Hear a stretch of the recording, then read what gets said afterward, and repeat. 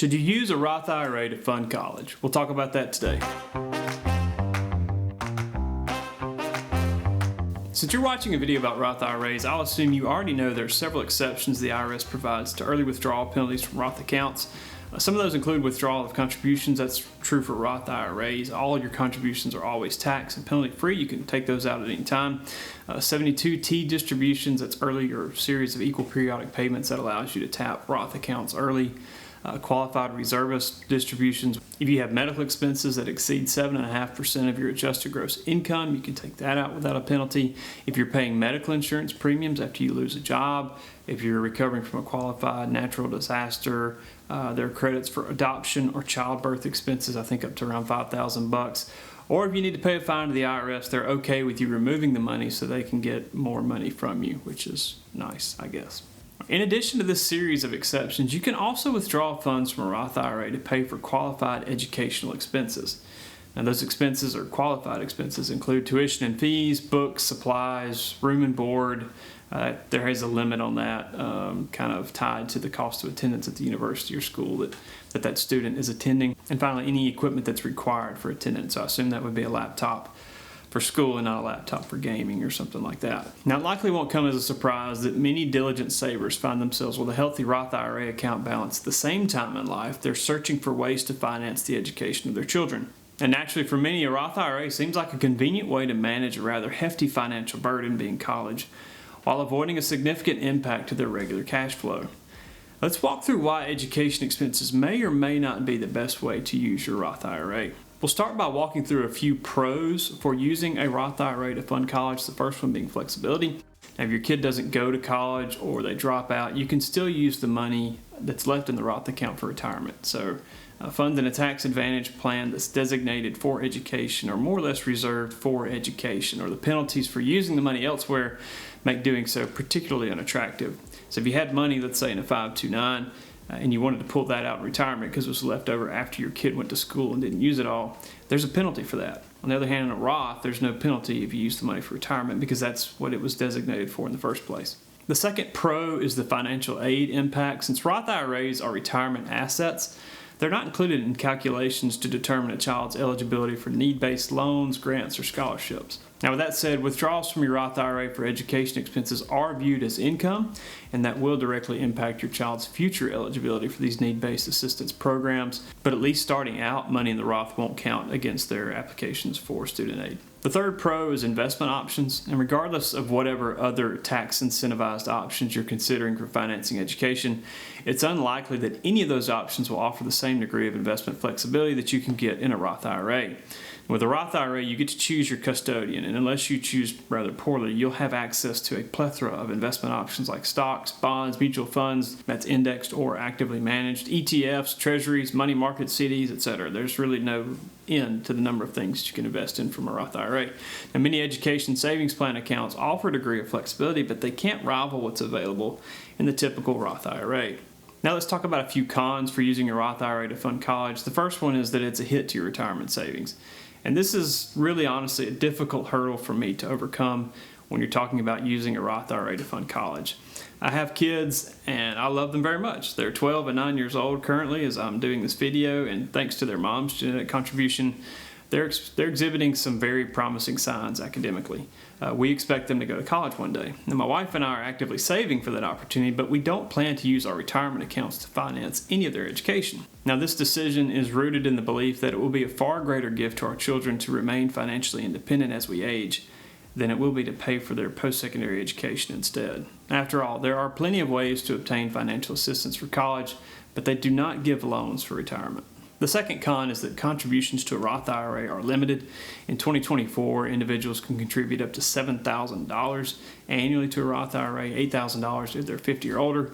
And in all honesty, if you saved and invested this amount for 18 years, it would probably come close to fully funding the cost of attendance for a 4-year in-state public institution in many parts of the country. However, going back to the first con, if you're using the money again out of the Roth account, this doesn't leave much or any money in your Roth IRA for retirement because you would have spent it all funding college for a kid. Being married would help because then you'd have 2 Roth IRAs, but if you have multiple kids to put through college, then that really won't put you that far ahead. In most states, 529 savings plans allow contributions up to hundreds of thousands of dollars per beneficiary before contributions are prevented, meaning you can save far more in one of these 529 plans than you can in a Roth IRA anyway. The third con to using a Roth is that you don't get a state income tax deduction. Again, as you probably already know since you're watching a video about Roth accounts, contributions to a Roth IRA do not receive any tax deductions at the state or federal level. On the other hand, 529 savings plans could save you thousands of dollars depending on which state you live in. In 2024, there are only 4 states that do not offer any sort of state income tax deduction for 529 contributions. Those states are Kentucky, North Carolina, California, and Hawaii. Now, there are 37 states that do offer a deduction, and 9 of those 37 offer the deduction regardless of which state's 529 plan you select. In case you're doing the math, there are 9 other states that are not included in that data. Those states don't impose income taxes at all, so there's no option for a deduction, obviously. The fourth con to using a Roth IRA is that your earnings are taxed. This one's another biggie for me. If you use your Roth to fund college, you will owe income tax on any earnings you withdraw from the account. Now, to be clear, the contributions you put into a Roth account remain tax-free forever, but earnings from invested contributions are not tax-free when they're used for education. This basically means the only benefit for using a Roth account is to allow your contributions to generate earnings that you eventually leave in the account. If you do remove earnings and pay income tax on them, you'd have been better off just investing after-tax dollars in a taxable brokerage account and paying capital gains taxes on long-term gains, which are taxed at lower rates than income. In other words, it kind of defeats the whole purpose of putting the money in the Roth in the first place. So if the information in this video is helpful to you at all, I would really appreciate it if you would click like and subscribe to exhibit or show that appreciation. We are really trying hard to get our channel to grow. I don't make any money off of YouTube. Really the only way to gauge success of the channel is by people liking and responding by subscribing. So if you could do that, I would greatly appreciate it. So now I want to talk about 529 plans a little bit. You probably noticed that I compared Roth IRAs to 529 plans several times when explaining the pros and cons of using a Roth IRA. If you're wondering why I did that, it's because a 529 plan can basically be considered a Roth for education. Like Roth IRAs, 529 plans allow one to make contributions to an account on an after-tax basis, though many contributions are deductible from state income tax. Also, earnings and withdrawals can be made completely tax-free, assuming the money is used for a qualified educational expense.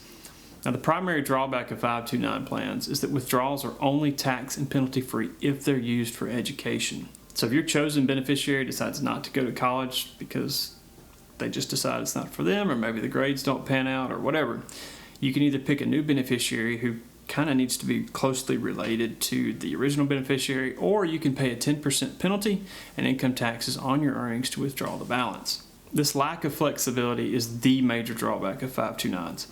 However, Secure Act 2.0 did introduce a new path to moving some 529 money out of the account under certain requirements. And beginning in 2024, you can roll unused 529 funds into a Roth IRA for the benefit of the designated beneficiary on the account. But the beneficiary must have earned income equal to or in excess of the amount rolled into the account, and the amount rolled over to a Roth IRA is counted against the beneficiary's annual Roth IRA contribution limit. So that's $7,000, or well, they're going to be under 50 probably, but that $7,000 annual limit will be reduced by the amount you roll over from the 529 into a Roth. And finally, the total amount that you can roll from a 529 into a Roth cannot exceed $35,000. So right now, that's like 5 years of rollovers, and that's it. You can't do any more.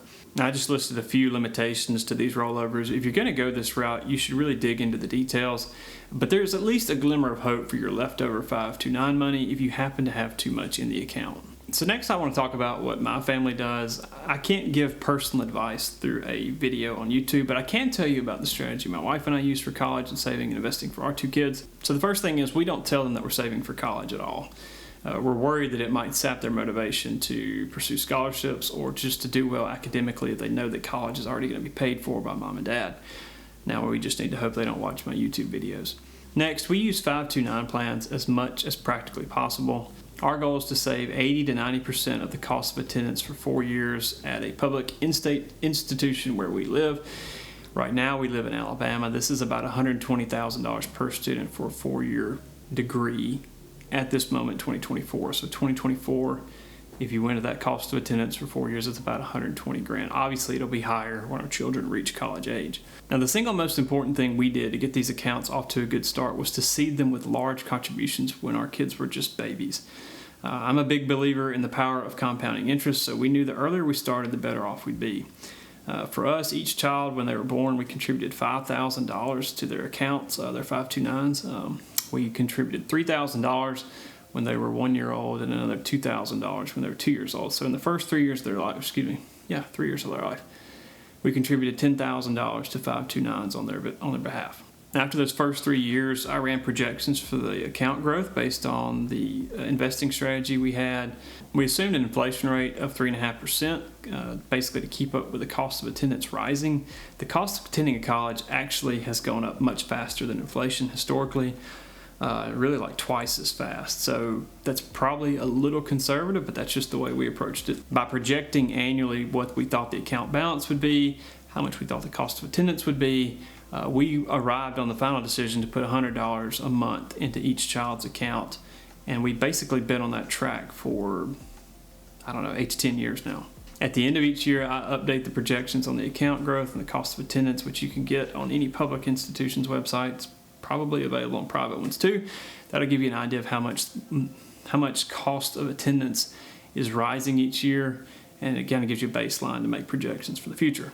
Now, like I said, we plan for the 529s to run out of money before all the bills are paid for our kids' school. And if that happens, we'll pay for the rest out of our income or taxable brokerage accounts, and we'll probably have that money in a cash equivalent investment like CDs or money markets. So it's low volatility, very safe. And that'll be how we pay for school.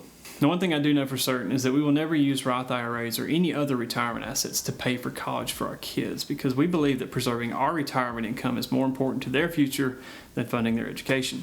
And it's not that we think our retirement, selfishly, is more important than their education. It's just there's so many other resources and ways to pay for college than there are for retirement. We don't want to jeopardize our financial independence and become a burden to them in any way if we can help it. And besides, if we have leftover money in retirement accounts, it will go to them as an inheritance anyway. So to me, the lack of flexibility in managing extra 529 money is enough of a deterrent that I'd rather come up short and cover the remaining costs with money that doesn't receive any special tax treatment and isn't encumbered by a 10% withdrawal penalty. Now, there are people who will ardently argue that a Roth IRA is the better tool for funding education, and everyone is welcome to their own opinion, but I feel like giving up tax-free growth in a Roth IRA is way too costly to fund education. So finally, I want to cover one little caveat to this whole discussion. Now, you may be the one with the Roth IRA, and you're asking to use your Roth to fund your own education. In this case, I still lean strongly toward preserving the Roth, especially if you're under 40 years old. And the reason is you can't get the long-term tax-free growth back into your Roth account once you remove the money from the account. That's a really high price to pay, even more so than a parent around 50 paying for their kids' college. Now, there are exceptions to every rule. If you absolutely have no other way to pay for college, and the only available loans come with just exorbitant interest, then maybe I would tap the Roth account in that case. But I do find it difficult to believe that there isn't someone who will lend money to a prospective student at a reasonable interest rate. There's so many programs through the government, through loans and things. To me, a Roth is an absolute last resort. And the only other thing I'll mention, and this is a little off topic, is please do yourself a favor and select a course of study that will actually generate a meaningful income for you. Just because you can major in Xbox doesn't mean you should. So generally speaking, tax-advantaged accounts are great for saving money for the purpose that they were created. So for retirement, you got Roths and IRAs and things like that. For college, you got 529 plans and ESAs, which hardly anybody uses anymore. And finally, for healthcare, you've got HSAs, health savings accounts, which are also great. And even though there are exceptions that provide some flexibility within these accounts to allow them to be used in different ways, you're probably better off using each one in the manner it was intended to be used. For more on Roth accounts or college and things like that, please check out our website at martinmoney.com. As always, I am grateful for your interest in my videos. God bless and take care.